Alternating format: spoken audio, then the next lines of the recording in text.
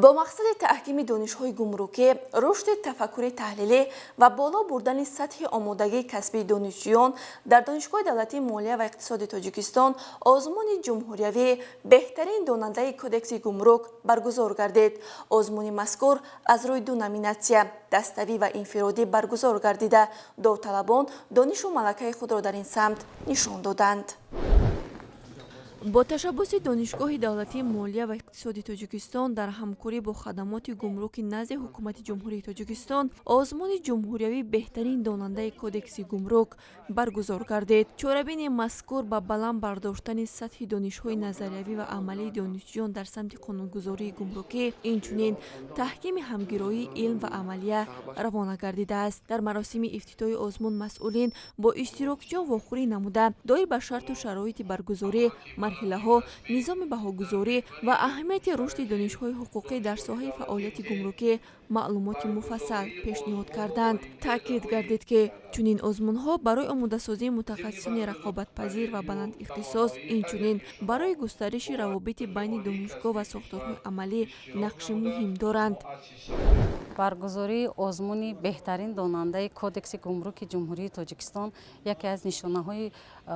توجه پیوسته دولت و حکومت جمهوری تاجیکستان جهت رشد ذهنی جوانان امروزه و بلند برداشتن ملکه کسبی زمینه گذاشتن با دانش‌های کسبی روانه گردیده است و باعث افتخار است که امروز در دانشگاه دولتی مالیه و اقتصاد تاجیکستان در پایه فاکولته فعالیت گمرکی و امنیت اقتصادی آزمون مذکور یعنی برگزار گردیده ایستاده است. در آزمون مذکور از 14 مؤسسه تحصیلات عالی کسبی 52 نفر اشتراکچی یعنی اشتراک دارند و بین خود سبقت میکنند و امیدوار هستیم که آزمون امروزه ما جهت آمدن متخصصان ساحه گمرک و جهت تقویت بخشیدن همکاری‌های پیوسته که دانشگاه دولتی مالیه و اقتصاد تاجیکستان با خدمات گمرک نزد حکومت جمهوری تاجیکستان دارد مساعدت خواهد کرد. مقصد اساسی برگزاری آزمون این آمدن متخصصان کسبی محسوب می‌یابد و به همین خاطر آزمون طی چندین سال است که از جانب دانشگاه دولتی مالیه و اقتصاد تاجیکستان یعنی برگزار گردیده ایستاده است. قید گردید که آزمون مذکور 3 سال باز پیوسته برگزار گردیده، در آن دانشجویان بهترین مؤسسه‌های تحصیلات عالی کسبی اشتراک می‌نمایند. آنها امکانیت پیدا می‌کنند که سطح دانش و ملکه کسبی خود را در سمت کدکس گمرک سنجند. اظهار شد که از میان شماره زیادی دانشجویان اختصاصی فعالیت گمرکی، محض 52 نفر داوطلب بهترین برای اشتراک در آزمون انتخاب گردیدند. این آزمون یک مرحله مهم در تشکل کسبیت متخصصان ساحه بوده، برای تحکیم دانش نظریوی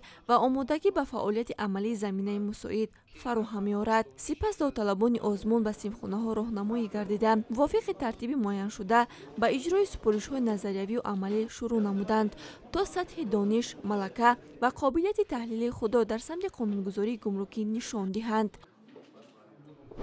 مقصد از برگزار نمودن چنین آزمون‌ها بار دیگر دریافت نمودن چهره‌های نو، بلند برداشتن دانش‌های هم نظریوی و هم عملی دانشجویان و به همین وسیله دریافت متخصصان بلند اختصاصی ساحه‌های اقتصادی مخصوصا ساحه گمرک می باشد و من باوری دارم که با اشتراک نمودن در چنین آزمون‌ها در برابر اونه که دانشجویان تقویت علم‌های یعنی دانش‌های نظریوی عملی خودشان رو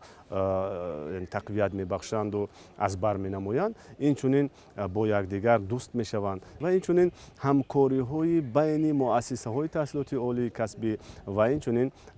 نمون کارمندان این ساحه‌ها با دانشگاه دولتی مالیه و اقتصاد تاجیکستان صورت می‌گیرد.